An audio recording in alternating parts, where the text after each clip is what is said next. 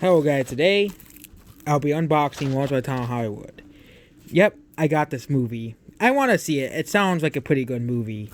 So we have the Blu-ray DVD and there's a digital code, so we will have to work around that, get the digital code. And yep, we have this here, the box art. Pretty cool box art. This is actually my third Tarantino movie I've ever seen. The only other movies I've seen made by him are the Kill Bill movies. Those movies are pretty good. Pretty great. So, yep. Basically, it's Once Upon a Time in Hollywood visit No Number. 19 No Number. Los Angeles. Okay, 1969 Los Angeles. Where everything is changing. And TV star Rick Dalton and his longtime stunter will Griff Gruff break their way around around an industry they hardly recognize anymore. The ninth film made by Tarantino features a assembled cast and multiple storylines that tribute to the final moments in Hollywood's golden age. So this is kind of very different from most of Tarantino's movies. Most of Tarantino's movies are mostly very similar. They're very deep, dark stories. And this is kind of like more of a comedy, but it has more deep meaning. It's kind of like that one movie that I have. It's like it's kind of like where there's comedic scenes in the movie, but there's a deeper meaning to this movie. But yeah, we have the back card, and also the steelbook looks exactly the same. But you don't really need to change anything from this to the steelbook. You don't really need to change. It's always a pretty good box art here.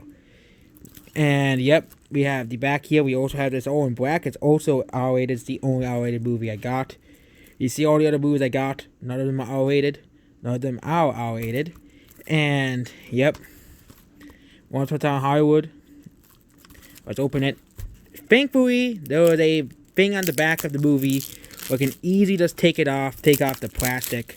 Way far more easier than this movie back here, where it took me like a minute or two to take off the plastic. And also, this movie was blue, which means it was same thing with this movie here. This movie was also blue, but that means they were both $10, which means, and it's fun. You know the funniest thing is, the DVD and the Blu-ray were exactly the same price. Yes, the DVD and the Blu-ray movie were the same price. They were the same price, exactly. Oh, there's a code. We gotta get the code out. I don't want people to pirate the movie. Oh yeah, they have disc artwork, and the disc artwork is old tape reel from Hollywood. They actually have unique disc artwork. Okay, After Earth. See, no disc artwork. This movie had disc artwork. I wish more companies put disc artwork on their movies. And also, this movie's probably the longest movie I got out of all the movies. It's like 2 hours and 40 minutes. It's even longer than it's even longer than Boy Vivre Alley, and I think Star Wars. I think Star Wars is even short. Is Star Wars longer than this? Yeah, it's still shorter than Once Upon a Time in Hollywood, which is nearly 2 hours long, which is nearly